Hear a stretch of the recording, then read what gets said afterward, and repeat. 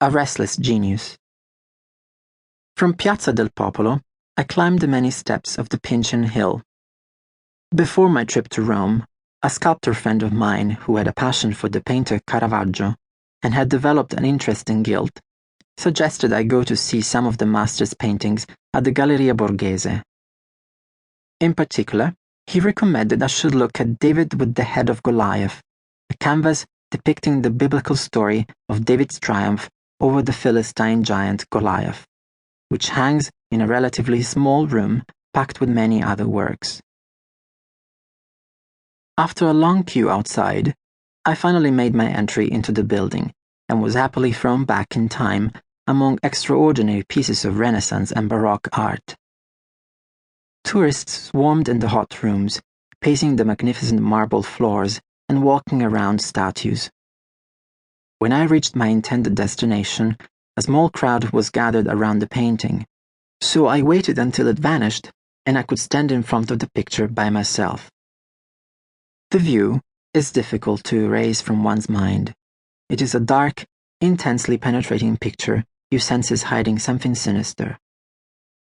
Caravaggio's renowned mastery of chiaroscuro, that is, the sharp contrast between light and dark, works perfectly here. A somber meaning emanates from every inch of the canvas. A severed head, still dripping blood, swings by the hair from the hand of David, who holds the gleaming sword with which he perpetrated the decapitating blow.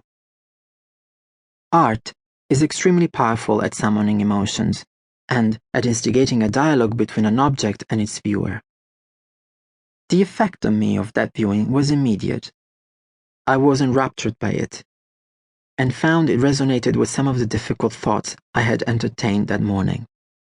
This became all the more evident after I learned more about the circumstances of its creation and the life of this extraordinary master of painting.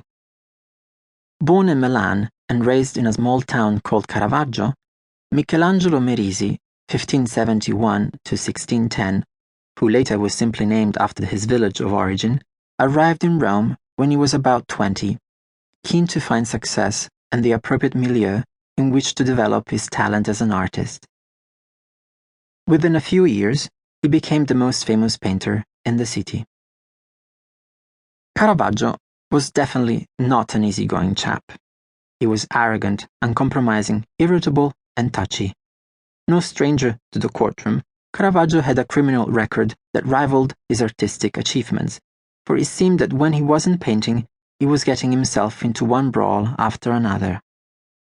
During his life in Rome, he was accused of harassing women, messing with guards, attacking waiters. He once threw a plate of artichokes at one. He was also put on trial for libel. The painting of David and Goliath originates from a crucial, specific episode in Caravaggio's life.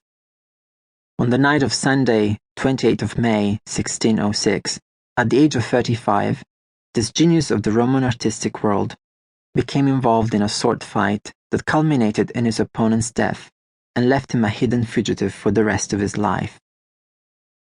A capital sentence, a bando capitale, was imposed upon Caravaggio as the murderer. This sentence meant that anyone who found him was entitled to report him to the authorities or even kill him and deliver his head, his caput. While away, Caravaggio never ceased longing for a return to the bustle of the city of Rome. During this period, he also painted incessantly. The exile was one of the darkest and hardest phases of his existence. In spite of that, or indeed because of his gloomy desolation, he created some of his most expressive images, among them the painting I stood in front of. A very important detail about the image must be revealed. Before Caravaggio, several artists had painted themselves as David. Caravaggio's version of the celebrated scene of good, victorious over evil, is unique in that it is the severed head of Goliath that is Caravaggio's self-portrait. In Caravaggio's painting, David bears a candid appearance and shows no exultation in his victory, but rather expresses compassion and pity. Caravaggio's face is tormented.